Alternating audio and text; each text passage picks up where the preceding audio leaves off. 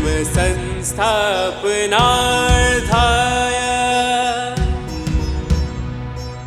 संभवामि युगे युगे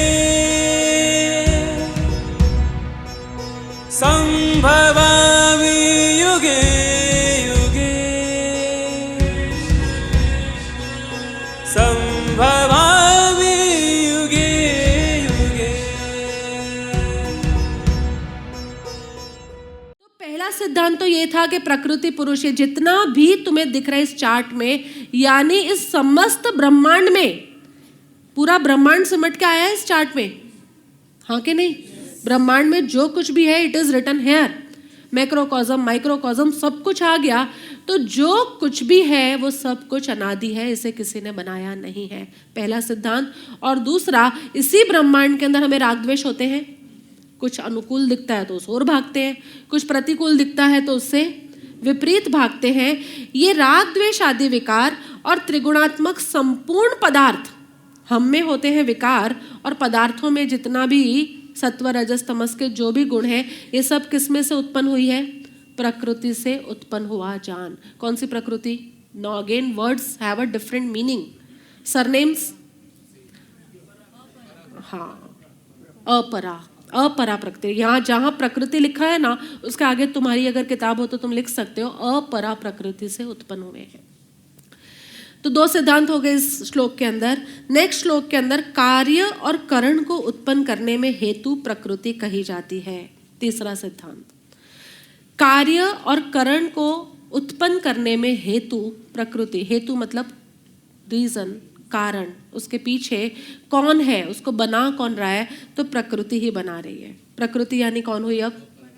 अपरा प्रकृति। इसी के ऊपर चलना, क्योंकि कभी प्रकृति वो उसको बोलेंगे, थोड़ी देर में प्रकृति इस क्षेत्र को भी बोल देंगे। कभी पुरुष उसको बोलेंगे, थोड़ी देर में पुरुष क्षेत्रज्ञ को भी बोल देंगे। You have to understand the meaning. और इसीलिए लोगों को भगवत गीता में ये कन्फ्यूजन हो जाती है कि कभी ये वर्ड को यहाँ उपयोग कर रहे हैं, कभी इसको यहाँ उपयोग कर रहे हैं। पर यदि तुम किस एंगल से उपयोग किया जा रहा है ये समझोगे, इट्स क्रिस्टल क्लियर। कार्य और कारण को उत्पन्न करने में हेतु भी प्रकृति ही कही जाती है। कार्य यानी जो उत्पन्न होता है, और कारण यानी जिससे उत्पन्न होता है। ये दो शब्द है। कारण यानी साधन, इक्विपमेंट्स। जैसे एक कुम्हार ने घड़ा बनाया, घड़ा बन के तुम्हारे सामने आया तो हम क्या कहेंगे? घड़ा बनने का कार्य हुआ। लेकिन इस कार्य में कारण कौन था? करण जौहर वाला नहीं, करण। करण कौन है? मिट्टी है, पानी है, चाक है, कुम्हार है, कितने सारे करण है। करण की अपेक्षा से बहुत कुछ हो सकते हैं। कुम्हार का मूड है, उसका मूड होगा गोल बनाना तो गोल बनाएगा, उसका मूड होगा लंबा बनाना है, लंबा बनाएगा। Karan could be n number of possibilities, n number यानी कितनी भी हो सकती है। कार्य एक होता है, उस कार्य को करने में जो मदद करने वाले साधन होते हैं वो अनेक होते हैं और उसको करण कहा जाता है। मनुष्य में करण, अब हमारे को तो माटी और घड़े से कोई लेना देना नहीं है। हम में करण कौन कौन से हैं? 13 करण है, 13 करण, 5 कर्मेंद्रियां, 5 ज्ञानेंद्रियां और 3 मन बुद्धि अहंकार। अब इस बात को ध्यान से समझना होगा। 5 कर्मेंद्रियां कौन सी है? 2 हाथ, 2 पैर, ये 4 नहीं हुई, ये 2 ही हुई। 2 हाथ, 2 पैर, वाणी, उपस्थ और गुदा, एक्सक्रीशन एंड रिप्रोडक्शन दोनों। 5 ज्ञानेंद्रियां कौन सी हैं? कान, आंख, नाक, मुंह और त्वचा। और मन बुद्धि अहंकार, इससे तो तुम परिचित हो। अब एक सिंपल से लॉजिक को समझ लो तो तुम्हें सारे सिद्धांत बड़े आसानी से समझ में आ जाएंगे। पहला सिद्धांत क्या था? ये सब कुछ जितना भी यहाँ दिख रहा है इसको किसी ने बनाया नहीं है, ये अनादि है, अनंत है। जब दिखता है तब हमें लगता है किसी ने यहाँ से बनाया। हमें लगता है बिग बैंग एक्सप्लोजन हुआ 13.9 बिलियन ईयर्स पहले, तब ये सारा बना। लेकिन तब बना नहीं, तब हमें दिखा था। तो वो कोई भी चीज प्रकट हुई है तो वो पहले से उपस्थित तो थी। दूसरा सिद्धांत, इस पूरे के अंदर हमें राग द्वेष आदि विकार होते हैं। सत्व रजस तमस के गुण में उतार चढ़ाव होता है। ये सब किसमें से उत्पन्न हो रहा है? अपराप्रक। ये ऐसा नहीं कहा ये आत्मा में से उत्पन्न हो रहा है, ऐसा नहीं कहा। अपरा प्रकृति में से उत्पन्न हो रहा है। तीसरा क्या कह रहे हैं, कार्य और करण को उत्पन्न करने में हेतु प्रकृति कही जाती है। कौन सी प्रकृति? अपरा प्रकृति। विषय हमारा चल रहा है, हमारे पास कर्मेंद्रियां हैं पांच ज्ञानेंद्रियां और मन, बुद्धि और अहंकार। कर्मेंद्रिय पर ज्ञानेंद्रियों का शासन है। कर्मेंद्रिय यानी हाथ और पैर ही ले लो अभी, खाली हाथ पैर और वाणी इसको लो, उपस्थ और गुदे को साइड रखो। अभी जो चीज हमारा ज्ञान देखता है उसको लेने के लिए हाथ आगे जाते, यानी हाथों पर शासन किसका है? ज्ञानेंद्रिय। ये लाइन बस तुम जस्टिफाई कर लो। कर्मेंद्रिय पर ज्ञानेंद्रियों का शासन है। Do you understand? हमें जो चीज पसंद आ गई, मैंने वो देखा, आहा कितना सुंदर लग रहा है वो कलर, तो जहां मैंने देखा, देखने के बाद मेरे हाथ चले या वाणी चली, ये दोनों किसके अधीन हो गए? ज्ञानेंद्रिय पर। कर्मेंद्रिय पर ज्ञानेंद्रियों का शासन है, ज्ञानेंद्रिय पर मन का शासन है। Do you agree? चाहे मेरी ज्ञानेंद्रिय कुछ भी देख रही हो कि वाह कितना सुंदर रंग है, लेकिन मन कहीं और है, मन कहीं और है, तो ये जो भाव है ये प्रकट ही नहीं होगा ना। सुंदरता का भीतर कुछ एहसास होगा, ठीक है सुंदर है, दिख गया दिख गया। कर्मेंद्रिय के ऊपर ज्ञानेंद्रिय का शासन है, ज्ञानेंद्रिय के ऊपर मन का शासन है, मन पर वाह वाह वाह वाह बुद्धि का शासन है, और बुद्धि पर, बस ये 4 लाइनें भी तुम समझ जाओ ना, तुम्हें पूरा अध्यात्म मार्ग समझ में आ जाएगा कि क्यों वी आर डिफरेंट। इस डिफरेंट बोलते हैं ना, वाई वी आर डिफरेंट। हम लोग धर्म जगत से अलग क्यों है, अध्यात्म परंपरा सांप्रदायिक परंपराओं से अलग क्यों मानी जाती है। ये 4 लाइन समझ लो। कर्मेंद्रिय पर ज्ञानेंद्रियों का शासन है। Do you agree? ज्ञानेंद्रिय पर मन का शासन है, क्योंकि तुम्हारी इंद्रिय बहुत खूबसूरत चीज भी देख रही है पर मन कहीं और है, तो तुम उसे रजिस्टर नहीं कर पाओगे। कभी तुम्हारा मन कहीं और हो, समझो घर में किसी का कॉल आ गया और कोई तुम्हें घर पे बुला रहा है, और रास्ते में तुम्हारा मित्र तुम्हें मिल जाए तो वो कहे तुमने मेरी तरफ देखा भी नहीं। तुमने देखा भी होगा तो भी देखते हुए भी तुम्हारा ज्ञानेंद्रियां उसको रजिस्टर नहीं कर पाती, क्योंकि तुम्हारा मन घर पर है। मन पर उससे भी सूक्ष्म अवस्था है जो बुद्धि है, उसका अब मन को कौन रूल कर रहा है? बुद्धि। बुद्धि को जब लगता है कि इस समय घर पे भागना ज्यादा राइट है, मित्र से खड़ा रहना राइट नहीं है, मित्र के साथ खड़े रहना राइट नहीं है, घर पर भागना ज्यादा इंपॉर्टेंट है, तो मित्र अपने आप गौण हो जाता है और घर की तरफ की हमारी यात्रा और फास्ट हो जाती है। और उस बुद्धि को भी कौन रूल कर रहा है? ये हमारे 13 हमारे पास कर्मेंद्रियां, ज्ञानेंद्रियां, 5 कर्मेंद्रियां, 5 ज्ञानेंद्रियां, एक मन, एक बुद्धि और एक अहंकार। ये 13 की 13 प्रकृतियां, क्या लिखा इन्होंने इसको? करण। हाँ, करण की बात चल रही है। ये सारे के सारे साधन हमें मिले हैं। होता क्या है, धर्म जगत के अंदर और अध्यात्म जगत में फेरफार कहाँ है? जो ये डिफरेंस है ना, वो कहाँ है? धर्म जगत के अंदर कार्य कहाँ से शुरू कराया जाता है? कर्मेंद्रियों में फेरफार कराकर। कर्मेंद्रियों में कि अब तुम वहां मत जाना, तुम्हारे पैर वहां ना जाए शराब घर में, तुम्हारे पैर मंदिर में आए, मस्जिद में आए या स्थानक में आए, जहां पर भी तुम्हारे पैरों को वहां नहीं जाना, यहां आना है। कर्मेंद्रिय में फेरफार कराते हैं, पर उस कर्मेंद्रिय पर शासन किसका है? ज्ञानेंद्रिय में तो फेरफार होता नहीं। तुम मंदिर में आकर भी भगवान को थोड़ी देख रहे हो, स्त्रियों को देख रहे हो, और स्त्रियां मंदिर में आकर भगवान को नहीं देख रही, आभूषणों को देख रही हैं भगवान के गले में जो डाले हैं। तो तुम किसको देख रहे हो? चाहे तुम मंदिर में हो, चाहे तुम मॉल में हो, चाहे तुम शराब घर में हो, तुम्हें कहीं पर भी मैं पहुंचा दूं, पर तुम्हारी इंद्रियां किसे देखेगी? It depends upon you only. क्योंकि कर्मेंद्रियों पर शासन किसका है? अब इनकी ज्ञानेंद्रियों को भी धर्म जगत कहती है ये मत देखो, वहां मत जाओ, ऐसे मत बोलो, ऐसे मत करो, ऐसा मत सुनो। तो ठीक है, तुम्हारी ज्ञानेंद्रियों पर भी धर्म जगत, सांप्रदायिक का जगत जो होता है, तुम्हारी ज्ञानेंद्रियों को भी संकुचित करता है। लेकिन ज्ञानेंद्रियों को संकुचित करके तुम्हारे मन में मजा नहीं आ रहा, क्योंकि जहां तुम्हारी ज्ञानेंद्रियों को संकुचित कर दिया, तुम्हारा मन डिप्रेशन में जाना शुरू कर देता है।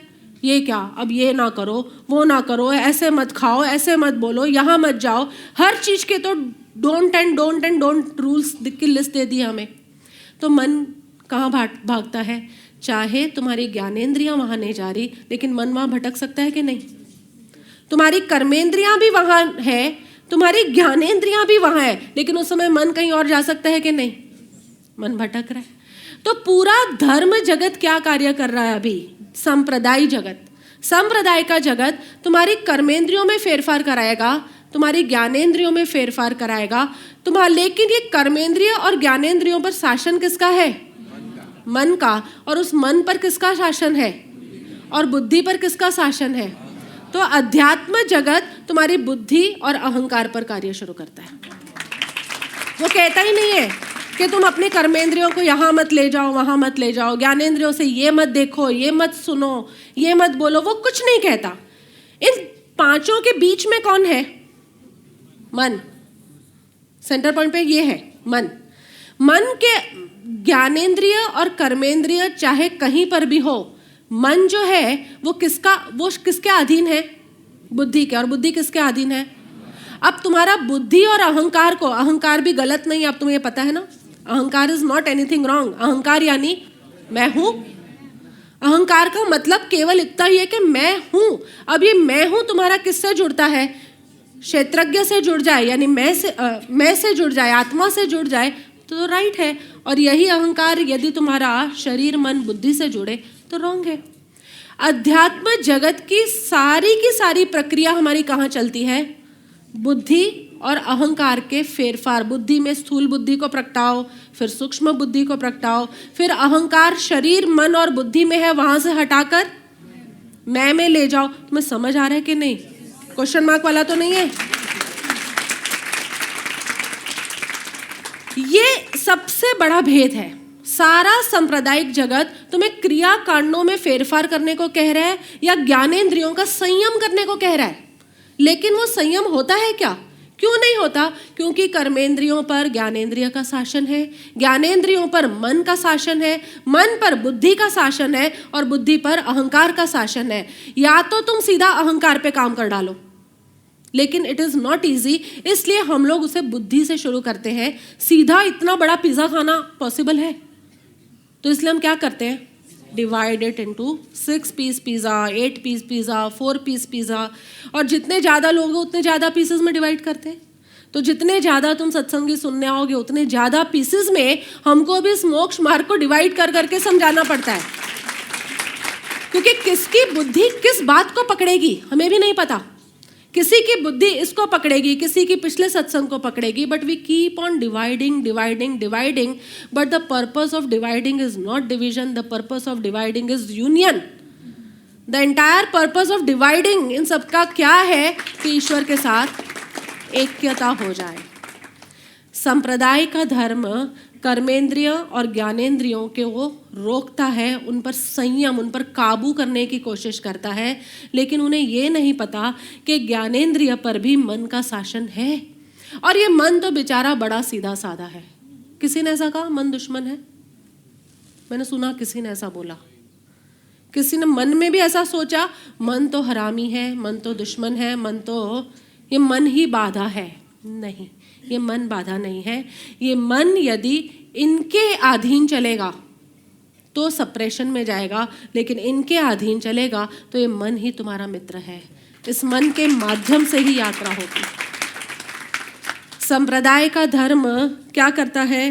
कर्मेंद्रिय और ज्ञानेंद्रियों पर संयम कराता है, लेकिन कर्मेंद्रिय और ज्ञानेंद्रिय के ऊपर 3 और शासक बैठे हैं, मन, बुद्धि और अहंकार। उनके अंदर कोई फेरफार नहीं कराता। तो जो शासक है, जब हायर से लॉ पास नहीं होगा, हायर से सहमति पास नहीं होगी, तो लोअर को चाहे कितना भी बिठा लो तुम मंदिर में, लेकिन मन बुद्धि कहाँ भटकेंगे? बाहर। मन बाहर भटकेगा। बुद्धि मंदिर में बैठ के निर्णय करती थी। अपने बारे में कहूँ तो स्थानक में बैठ के वो बोरिंग प्रतिक्रमण करने के समय स्थानक के अंदर ही हमारी कर्मेंद्रिय भी थी, ज्ञानेंद्रिय भी था, लेकिन बुद्धि का वहां बैठे बैठे निर्णय होता था, नेक्स्ट टाइम तो इसमें आना ही नहीं। So boring. करते थे? तुम लोग भी करते थे? हाँ बोलो, जो करते थे। हाँ, ये काफी लोगों का निर्णय था कि अरे कर भी रहे हो और करते करते, क्योंकि शासक क्या कह रहा है, बुद्धि क्या कह रही है, मुझे क्योंकि मन को मजा नहीं आ रहा, मन को बोरिंग लगता है, इसलिए बुद्धि क्या कहती है, जो बोरिंग है, जो पेनफुल है, वहां नहीं आना। So simple. तुम किसी भी जगह का चुनाव क्यों करते हो? क्योंकि वहां तुम्हें मजा आता है।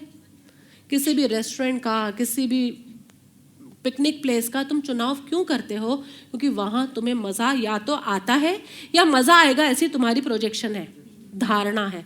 मजा तो सत्संग छोड़ के कहीं आता ही नहीं, जहां तक मुझे लगता है, लेकिन तुम्हारी धारणा है, इसलिए तुम वहां जाते हो। लेकिन जब तक हमारी बुद्धि में निर्णय नहीं हो जाता कि ये राइट है, ये प्लेजर दे रहा है, तब तक मन, ज्ञानेंद्रिय, कर्मेंद्रिय, जिसको जहां रखना है, कर्मेंद्रिय और ज्ञानेंद्रियों को जहां भी रखो, मन उसमें सहयोगी नहीं होगा।